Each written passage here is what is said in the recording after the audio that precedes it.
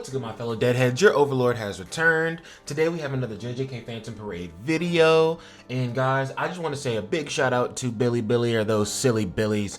These roadmaps literally spawn at least like 5 videos every single time that they drop one, because there is just so much information. Or honestly, I feel like there's really not that much information, right? Like when they dropped this roadmap, we already knew that we were getting Gojo and Shoko, or rather they announced Gojo and Shoko during the live stream and then literally showed the roadmap like right after. So it's like half the roadmap we be knowing right before they show it. Then the other half kind of be like what you're looking forward to, right? Because you know what's going on for the month current. But right now I'm here to talk about these story events and how they are getting buffed, I guess you could say, or honestly I like to call it a buff. But you know, we already talked about this new Phantom Metal character that's definitely coming. That's definitely got to be Dagon, right? We've not talked about this formidable battle. I mean, there's not really much to say. Formidable battles work in a very simple way. The only difference is that this man Toji is going to be the formidable battle character and not a cursed spirit. But guys, something that is really incredible is the buff that they're giving us to story events. So let's go ahead and cover that. But before we cover the buff that story events are getting, y'all can go ahead and go down below, hit the like button, hit the subscribe, hit the notification bell, and comment down below. But that's going to be it for that tomfoolery. Let's get right into the video, guys. So guys, right here you can see that this screenshot that they have during the live stream says something like this is coming in June.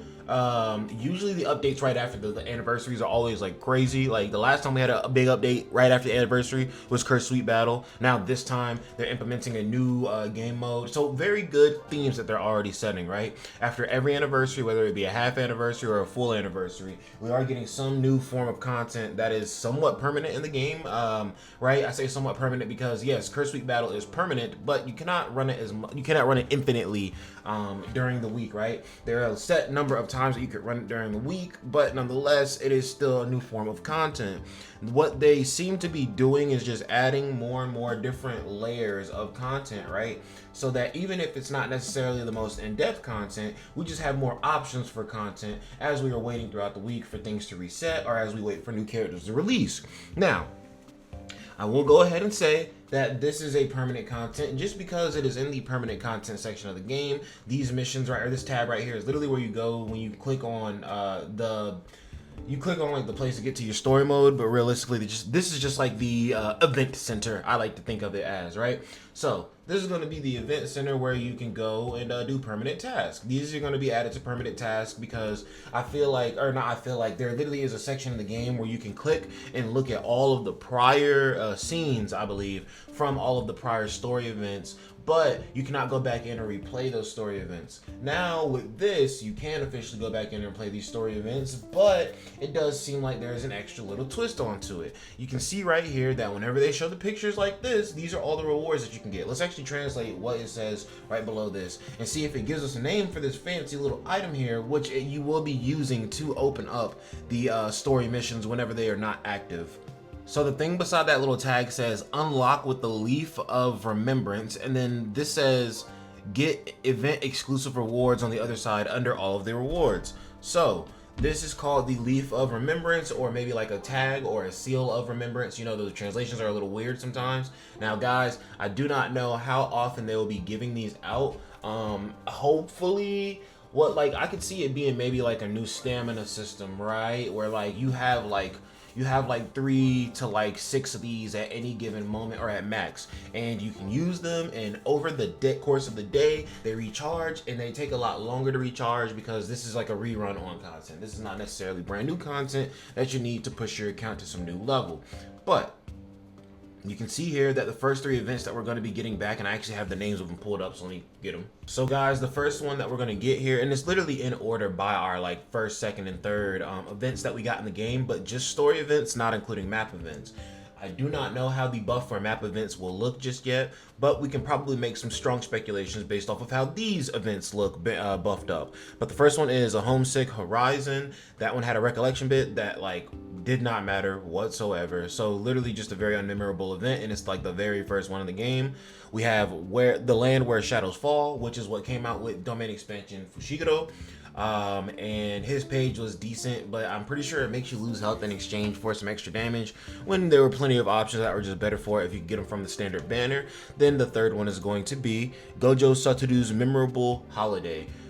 So these 3 events are going to be getting reworked, and you can see here it says 0 out of 6, so perhaps there are 6 specific missions when you go inside of the story event. I would like to see missions that say something along the lines of, oh, you need this color team to do this, or maybe oh, you need this tag of, you need at least this number of this tag characters on your team whenever you do this mission to complete this mission, or something like that. Like, I am ready for them to start adding more specific missions that force people to work on more obscure characters and things like that, because if a character has more reason, then all the more reason to use the character, right? But story events getting revamped like this is absolutely incredible. They are going to obviously come back and add in more story events. We do not know the frequency at which they are going to be adding story events, but let's maybe look out on a every 2-month frequency, or let's look out on maybe like a every time a new celebration comes out frequency, because the nice thing about these events getting reworked is these are events that are already worked on in the game, so that makes these the easiest to tweak and change around,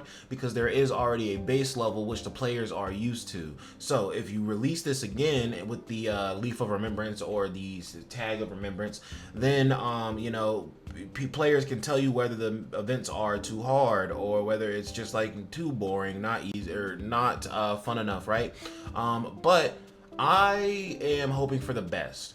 I hope that you can get at least half the cubes that you get from this originally whenever you do this. And shoot, some players literally have not been able to do this at all because they are going to be brand new players whenever this comes out. So maybe this does just give you all of the new item, or give you all of the cubes that you got from it before over again, which would be insane, because that means that global players who have been playing since day one are going to be able to double down on these cubes eventually in the future. But yeah, I think that it's now a better time than any to go ahead and just get on the bandwagon. People who are waiting to play and people who are already playing, keep grinding, because the stuff that they're adding into this game is just so wonderful. I was talking about in my other video how these guys don't have like a real spinal cord yet. They don't have a real backbone to the game just yet, but they are making one. And I say that this being added into the game is something similar to like Dokkan events. And another really nice touch is, like I said, it's maybe not the funnest whenever they go back over old content and reskin it and do new things to it, because it's something you already played before. But when it's done right, it is fine. And if they're going to be resetting all of the rewards, right, I can see it be like you get all the rewards from the first time you did it, obviously, and then like from this point on, if you open it with the Leaf of Remembrance, all of the rewards reset, or just opening it with the Leaf of Remembrance for the first time and getting all the missions done for the first time just resets those cubes for you, right? If it's going to be something like that, that'd be incredible for long time players, just because they've already been there from the start and we can just double dip. But also, you know, you can get the recollection bit again, you can get the title again if you did not get it in the first place, and you can also now get a new border for your characters, which I am the most excited about, because I've already farmed all the stuff from these old events. The new thing that I'm looking for is the borders for your PFPs and everything. So if you guys think that this new update is going to be incredible, then comment down below, let me know. You can like, you can subscribe, and hit that notification bell as well, so you can get notified whenever the dead man comes and gives them hell bars.